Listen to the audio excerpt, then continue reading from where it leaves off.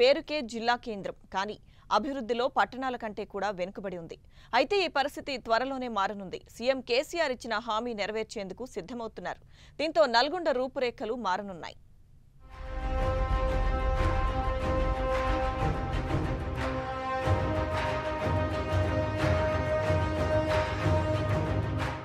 నల్లగొండ వీర తెలంగాణ సాయుధ పోరాటం నుంచి మలిదశ ప్రత్యేక రాష్ట్ర ఉద్యమం వరకు ముందుండి నడిచిన జిల్లా. అయితే చాలా పట్టణాలు, నియోజకవర్గ కేంద్రాల కంటే కూడా నల్లగొండ జిల్లా కేంద్రం దారుణంగా ఉంది. ఏళ్లు గడుస్తున్నా అభివృద్ధికి నోచుకోలేదు. జిల్లా కలెక్టర్, మంత్రి camp office, police head quarters అన్నీ నల్గొండ పట్టణంలోనే ఉన్నాయి. ఎంతో మంది ప్రముఖులు జిల్లా కేంద్రంలో ఉంటున్నారు. అయినా కూడా నల్గొండలో మాత్రం పెద్దగా అభివృద్ధి కనిపించదు.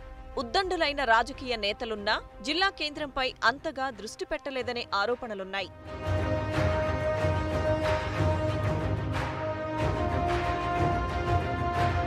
నల్లగొండ పట్టణంలో అనేక సమస్యలున్నాయి.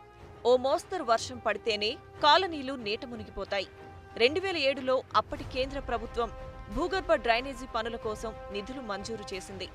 56 కోట్ల రూపాయలు విడుదలవగా 48 కోట్ల విలువైన పనులు పూర్తయ్యాయి. కొంతమేర పైపుల నిర్మాణం జరిగింది. మురుగుశుద్ధి కేంద్రాల నిర్మాణాలకు స్థల సేకరణ విషయం మాత్రం తేలలేదు. ప్రభుత్వం ఇచ్చే పరిహారానికి పట్టణానికి సమీపంలో ఉన్న స్థలాలను ఇచ్చేందుకు రైతులు ముందుకు రాలేదు. దీంతో అండర్ గ్రౌండ్ డ్రైనేజ్ పనులు పెండింగ్లోనే ఉండిపోయాయి. ఇటీవల జరిగిన అసెంబ్లీ ఎన్నికల్లో అభివృద్ధే ప్రధానాంశంగా ప్రచారం జరిగింది. సీఎం కేసీఆర్ సైతం నల్గొండపై ఎక్కువగా ఫోకస్ చేశారు. టీఆర్ఎస్ అభ్యర్థి కంచెర్ల భూపాల్ రెడ్డిని గెలిపిస్తే నియోజకవర్గాన్ని దత్తత తీసుకుంటానని హామీ ఇచ్చారు. సమస్యలు తీరుస్తానని భరోసా ఇచ్చారు. ఇచ్చిన హామీ ప్రకారం నల్గొండ అభివృద్ధి కోసం ప్రత్యేకంగా ప్రణాళికలు రూపొందిస్తున్నారు కేసీఆర్. ఇప్పటికే 2 దఫాలుగా నియోజకవర్గ అభివృద్ధికి నిధులు మంజూరు చేశారు.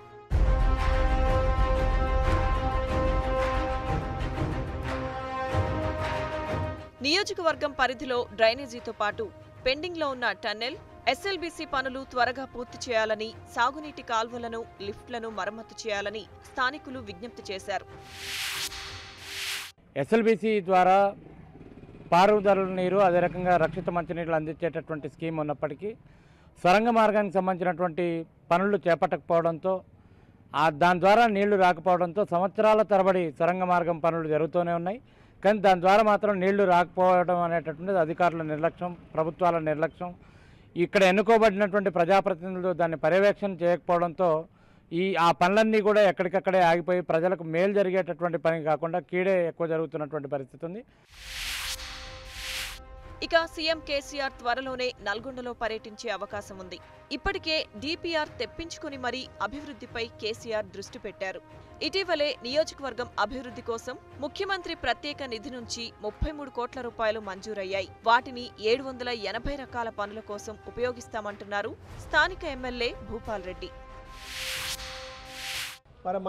మన మంత్రివర్యులు కల్వకుంట్ల చంద్రశేఖరరావు గారు, కేటీఆర్ గారు ఇద్దరు కలిసి నల్గొండ డ్రైనేజీని పూర్తిగా ఎక్కడైతే డ్యామేజ్ అయిందో అదంతా కూడా పూర్తిగా ఎక్స్క్యూషన్ చేసి ఎస్టీఎఫ్లు కానీ ఇవన్నీ కూడా పూర్తి చేయాలనే ఆలోచనతోటి మొదటగా నల్గొండకు ఉన్నటువంటి సమస్య అండర్ గ్రౌండ్ డ్రైనేజ్ దాన్ని పూర్తి చేసే కార్యక్రమం కానివ్వండి.